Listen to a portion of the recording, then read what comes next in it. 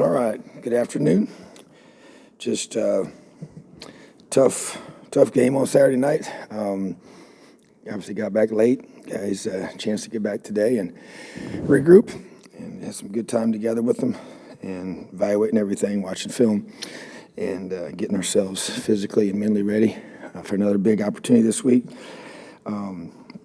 Scout team players of the week, defensive scout Patrick Finley, offensive scout David Holloman and Peter Schultz. Proud of these guys. And then special teams scout Liam Zacchiao, who's overcome an ACL injury a year ago and worked extremely hard and does a great job every day. So proud of our guys in that regard, and excited about this weekend. Great opportunity for our program with the Michigan Wolverines coming for homecoming, and with the big noon kickoff being here, a lot of guys excited about that as well. So big week for us to be able to get healthy, get better, and press on. Questions?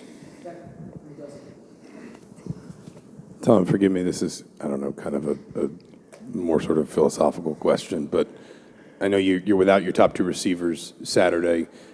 Do you feel like the offense is getting a better sort of feel for just where to put guys to get the most out of them, I guess? And I understand that some of that has to kind of get thrown in the trash when you know you don't have Cam and then you lose DJ in warmups or you can't clear him after warmups. But do you feel like you're getting a good enough command of the other guys in the offense, where to get them the ball, how to get them the ball, like why they're getting it at a certain point in a drive to get the best out of them too?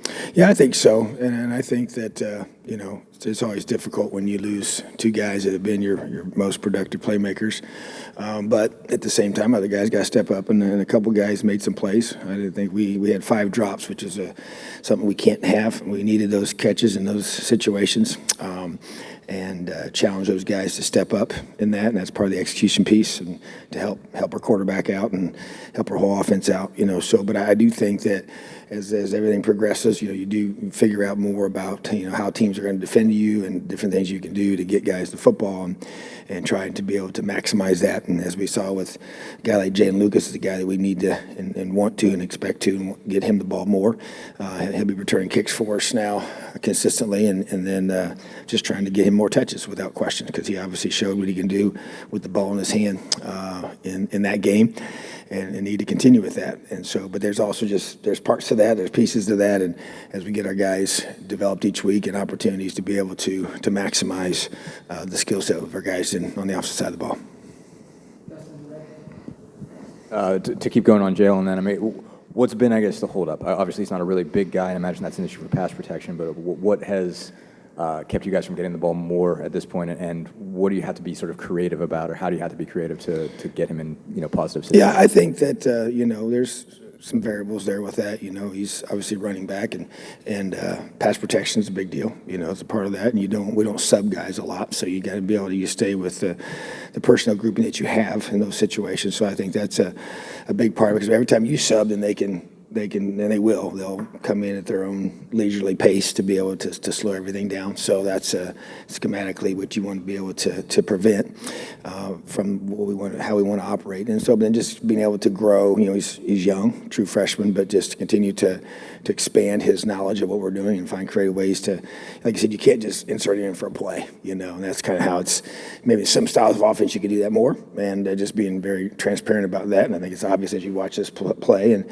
a lot of teams do that now. We've played several teams already this year where they'll stay in the same personnel package, so you can't sub, and so, or they'll do certain things on third down, so you can't sub in your third down package. So there's that strategy going back and forth, and a lot of people are doing that. So, but to be able to bring him along and get him more involved is definitely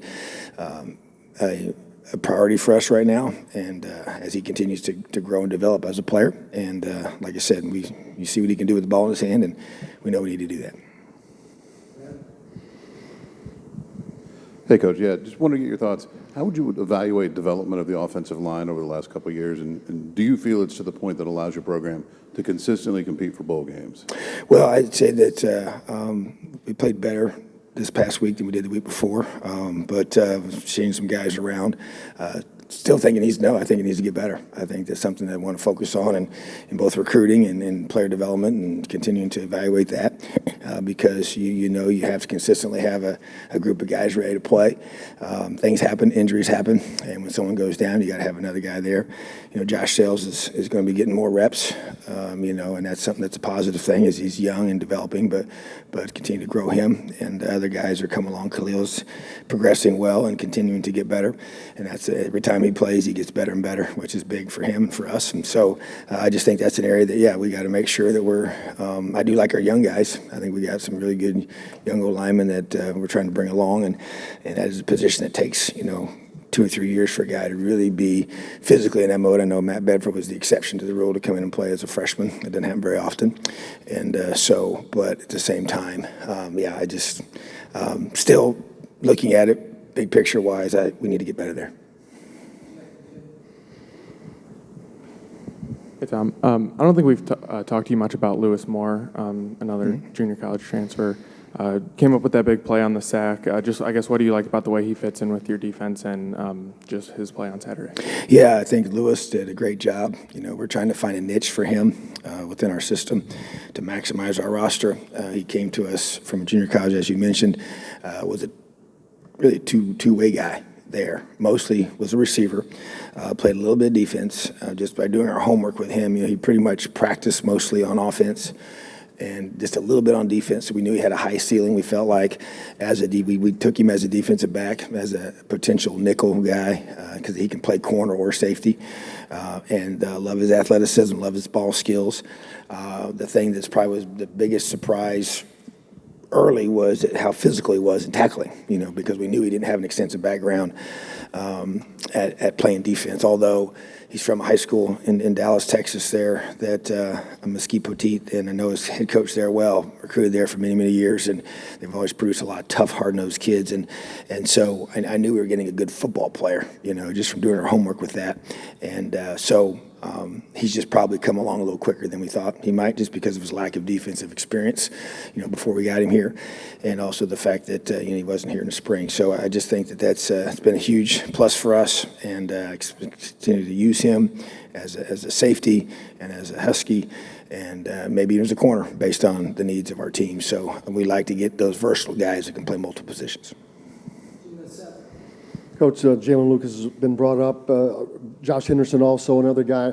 I know you can't predict the plays are called so quickly, but how can you guys scheme to get these guys in the position to get the ball in their hands more once we've seen that they've got some electricity sometimes? Yeah, I agree, and I think that's the big objective, and that was even a big part of our discussion as a staff yesterday, was being able to do that. And I think you're listening to guys there that have come on as the season's played out, and it's about getting playmakers the football and getting those guys the ball in space, and the guys that can make somebody miss, give them a chance to do that consistently. So those are two guys that we're excited about, and that just do a tremendous job. They're both such great workers every day, great teammates, do little things right. And, we got several guys that we feel like we can get the ball to, and the challenge now is to consistently do that within our scheme and within our system and how we're organizing ourselves.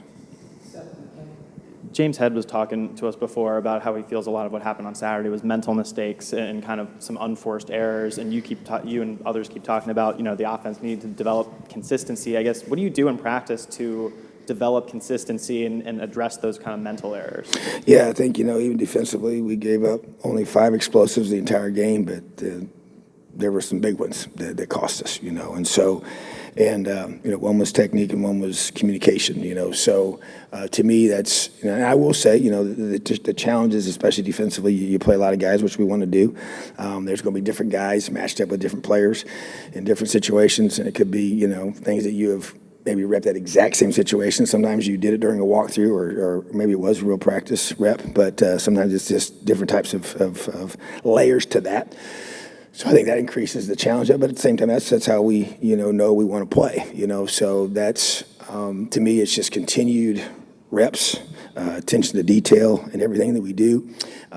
And I think our guys, we talked about that this morning as a team, was just to be able to go through and evaluate. We won the turnover margin, we won the explosive play ratio, but we had some mental mistakes that were costly. The punt block was a huge, play for them, that really hurt us, So, and to me, when I look at, even offensively, our special teams and defense at times hasn't helped them. We've had our starting position was 15 yards less than theirs, for average starts per series, which puts you at a disadvantage. We started on the 1 twice, inside the 10 several times, and we inside the 20 several times. And so we gotta, everybody sees those stats where the percentage of scoring goes way down as you get, start further back.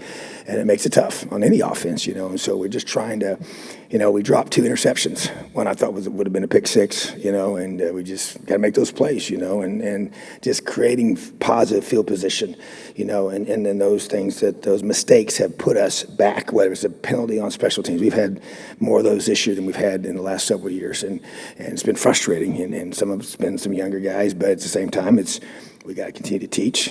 It's technique, it's execution, and so there's no shortcut to doing that. It's continuing to make it a point of emphasis in practice. It's continuing to focus on it because we go in the fourth quarter tied 21-all, and we got to find a way to win the fourth quarter. We won many fourth quarters this season already, and we didn't win that one, and it cost us the game. And so those third downs. You think about our defense. We had done a really good job on third downs until the fourth quarter. We had 3 of those in the fourth quarter, and they won all 3 of them. And so that to me is really. The fourth quarter execution it's in practice. It's the attention to detail when your mind is tempted to wander in a meeting or in a walkthrough and you're not the one in and you're staying off to the side and you're getting a mental rep. It's being able to be disciplined enough and making sure we're holding those guys. And we take a lot of pride in our walkthroughs and how attentive to detail we are. But obviously it's got to continue because when you're not getting the product you want on game day, you got to make changes, which we continue to focus on the things we need to do to make that better. And that's what we're going to do. We just stay the course and continue to rep it and make sure the guys are in there that are ready to play and can help us be successful. You may have kind of answered this just a second ago, but 2019, 2020, you were 14-7. The past year plus, you're 5-12. What's the biggest difference between the program during those couple of years and just what's been going on over the past season plus? I would say, obviously last year was very difficult in regards to, losing some of those early ones, and then you start having mounting injuries, which makes it really challenging. I think, consistency in our execution is probably the one thing that would jump out to me, because that's how you finish games in those situations is to be able to execute better. We obviously got some new faces, from those couple of seasons. And we have some guys have been here during that time, So, but I think to me, quarterback play, when you think about the 2 years before that, when last year we had inconsistent quarterback play, just inconsistent, keeping the guy healthy at that position, I thought was tough. I think defensively, we haven't set our team up for success with takeaways like we did in those 2 previous years. I think that's a huge, probably way bigger deal than you realize. I think if you think back, especially 2020 season, that was a huge part of setting up the offense and giving them short fields and allowing us to be able to take advantage of those situations. So, and I think special teams too, even just you think about the field position has been not in our favor like it needs to be. And it's not major things other than that the block was obviously a major thing, but the block pump, but in the first 5 games, it's not been major things, but it's been the subtle little things here and there that have set us back on, we get a return to the 35 and then we get a penalty that puts us back inside the 10, things like that are big deals, and I think that to me, that there's little small attention to details of that hasn't been as effective. And I think it's hurt us, and it's affected the outcomes of games without question. And we got to find a way, to get those corrected and give ourselves a chance to be our best. Because right now, that's kind of when I think about this game, it just kind of, those things showed up at critical times. Coach, we kind of saw the defense get punched in the mouth and then really settle in as the game went on. But during the fourth quarter, Nebraska had a couple drives that kind of put you guys away. what is there any sort of element, maybe just the tempo or fatigue on defense that kind of allowed Nebraska to pull away in that fourth quarter? Well, in the second half, for sure, we didn't stay on the field, as an offense. And so I think that took its toll in the fourth quarter. But it's about staying on the field. I don't think it's not tempo. It's, if you're 3 and out, you're 3 and out, whether you're going fast or slow. It's executing, it's staying on the football field as an offense and driving the ball. And that, to me, is the biggest issue. And I think it snowballed. Now, obviously, we had a big third down there in that fourth quarter that gave up the long touchdown. That was really, really huge. And so, but at the same time, after that, then I think the fatigue kind of gets into you a little bit. But yeah, to me, it's about offense in that moment, in that part of the game was we need to execute, make contested catches, and keep the chains moving so we can stay on the field, create momentum, obviously put yourself in position to score points, but also that gives your defense some more time to take plays away from what they can run. Coach, you were talking about Lewis Moore before, and earlier Bryant Fitzgerald said one of the things that stood out to him was just the energy that he brings. I guess, would you agree with that, and just kind of how would you describe him? Well, he's a super positive guy. Every day he's the same. He loves playing the game of football, you can tell. Some guys are just that way, they just enjoy life. They enjoy competing. They enjoy practice. He's one of those. He laughs a lot. He and Fitzy you can tell they have fun together, and they have similar personalities. I mean, Fitzy might be a little bit more outgoing than Lewis, but at the same time, I just think, he has a spirit about him that you want on your team, you want in your locker room, and you want guys like that realize they're blessed. And I'll tell you one thing, he's multiple times has texted me and thanked me for believing in him and bringing him here. This is his dream to be able to play at this level, and he went to junior college to be able to have that kind of opportunity. And so I felt like he was overlooked in high school. He was on a very, very talented team. Had a lot of guys that got more highly recruited than he did. And but I think that also goes into his attitude. He's really, really thankful and appreciative for what he's been given, and that he's making the most of it, which is pretty awesome. Kind of out of left field, but Matt Holt, Coach Wilt told a story last week about how kind of like one of his first days on the job here, you were walking through the weight room with him and you just pointed at Matt and said he's going to be a really good football player. Obviously, his background's a little different. He's a walk-on. I think he said he basically just didn't have any offers. I think Wabash might have been his only other offer out of high school. I mean, number one, kind of how did you find him? I know Center Grove is probably just a program you see a lot, but number two, when did you maybe first realize there was something more to him than the average walk-on?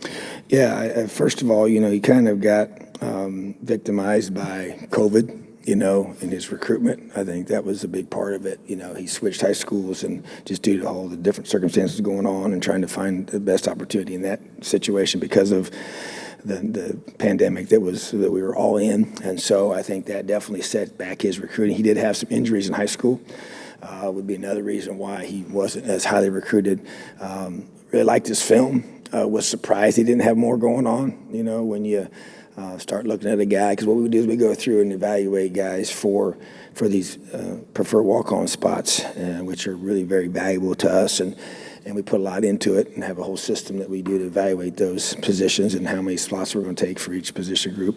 And he was in one of those. And so, honestly, he's been better than I thought, And so once we got him here and we started practicing, and I would say for him it was the scrimmages. Every time we'd scrimmage, it was like, okay, this guy's just got a knack for the ball. And to play linebacker, it's about leadership and production, and he just produced. Every time we went live, he showed up and made plays. And so there's just a grittiness to him, a toughness to him, and he plays through all sorts of whatever is going on. It doesn't seem to matter, doesn't affect him in a negative way. So I just think as he's been here the longer, I just knew, you could just tell after that first fall camp that this guy's got something to him, and I'm excited for his growth and development. He's making plays for us, and we definitely need that. So really, really proud of him. But like I said, I'm not really surprised now that he's been here. He's proven that to us, and he's a good tackler, and he's smart, tough, and dependable. And those are three great qualities.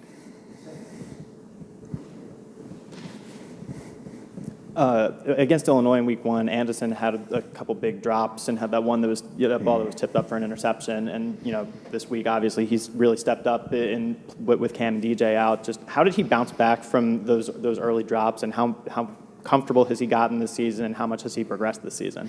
Yeah, so he's obviously gotten a lot more comfortable, and those can kind of be tough on you mentally, and you start second guessing yourself sometimes, and you got to flush it. And he's done a great job of just putting it in his past. And we've always felt like since he's been here that he has a dimension to him that we need. We need that explosive playmaking ability. He's one of our fastest guys at receiver, and made some big plays for us on Saturday night. It's got to continue. Want to grow that, keep developing that. Other guys got to continue to step up, and so I just think it's just being mentally tough and just flushing whatever happens in the past and not making it a part of your, defining your future to me. So that's really what it's about for him. And we talk about playing the next play all the time, and good or bad. Make a great play, flush it, play the next one. Make a mistake, flush it, and play the next one. And so he's done a great job of that, and I'm excited to see him continue to grow in our program.